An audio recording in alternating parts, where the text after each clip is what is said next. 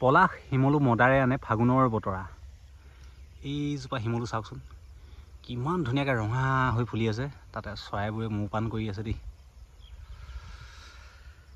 আৰু মই আহি গ'লোঁ আজি এখন বাৰীলে, যিখন বাৰীত নেকি এয়া সৰিয়হ মাৰি আছিলে।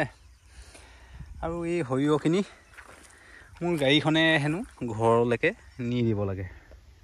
সেইখন গাড়ীখন সেইফালে কামে কাজে ব্যস্ত, ৰাইজ ধুনীয়াকৈ বস্তাত ভৰাই আছে। ডলাৰে ঝাৰি থকাবোৰে ঝাৰি আছে। এইফালে বস্তা সোমালে, বস্তাত সৰিয়হ ভালে হৈছিলে এবাৰ ৰাইজৰ। তাৰপাছত সেইফালে খানাটো খাবলৈ মাতিছে, খানাটো খাই আহোঁগৈ, লগতে পৰিৱেশটো দেখুৱাই আছোঁ আপোনালোকক। খানা পিনা খোৱা জেগাখিনি হৈছে এইখিনিয়ে, একেবাৰে সৰু ঠাই, ইয়াতে সিজাই পকাই লোৱা হৈছে। ঘৰ চৰ নাই, একেবাৰে এইটো চালিতে খানা পিনা বনাই খোৱা হয়। বৰলা ঘৰ চেপাও এটা ধুনীয়াকৈ সজাই পিয়াই থৈছে। নলা আছে জানো ওচৰত? বৰষুণ দিলে ইয়াতে মাছ আছে, এই নলাতে আহিব। সৰিয়হখিনি দেখাই দিবা। ভালো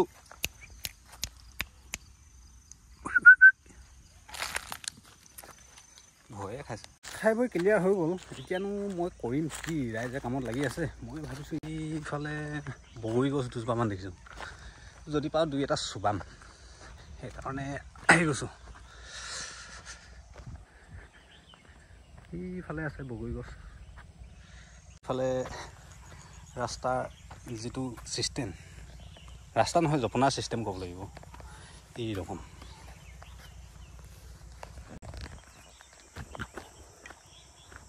এইটো আকৌ কি কুঁৱা বনাই থৈছে নেকি দেই? হয়তো কুঁৱা, এইয়া পানীৰ তলত। পানীটো তাৰমানে ইয়াত পাবলৈ অকণমান অসুবিধা মানে কি আৰু, টিউবৱেল পুতিলে ওলাব পানীটো, বামতে ওলাব, ইমান দৰকৈ খান্দিব দৰকাই নাই, মানে নাই এতিয়া টিউবৱেল। বগৰীটো বিচাৰি আহিছোঁ, কিন্তু বগৰী দেখিছোঁ এইফালে,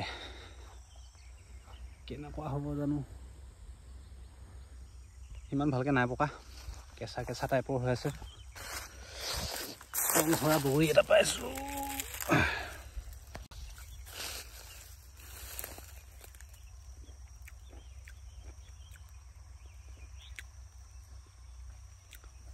চলিছে বাৰু, তো ইমান খাচ নহয়, অলপ টেঙাটো বেছি।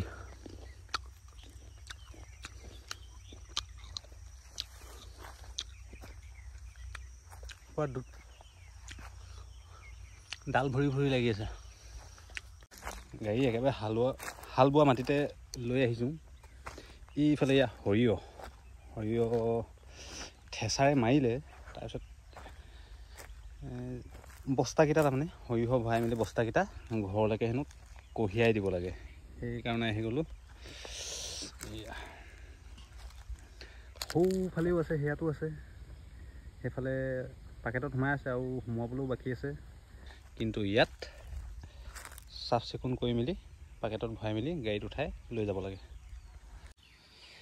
এইফালে এয়া 1 2 3 4 বস্তা এইফালেও ৰেডি হৈ আছে সোমাবৰ কাৰণে, আৰু সেইখিনি চাফ চিকুণ কৰি মেলি সেইফালেও আছে, এইফালেও পৰি আছে, একেবাৰে চেদেলি বেদেলি হৈ গোটেইখিনি ইয়াত সোমাব। তাৰমানে ঠেচাৰে আজিকালি মাৰি দিয়া ছিষ্টেম হৈছে, চমু হৈছে কৃষকৰ কাৰণে।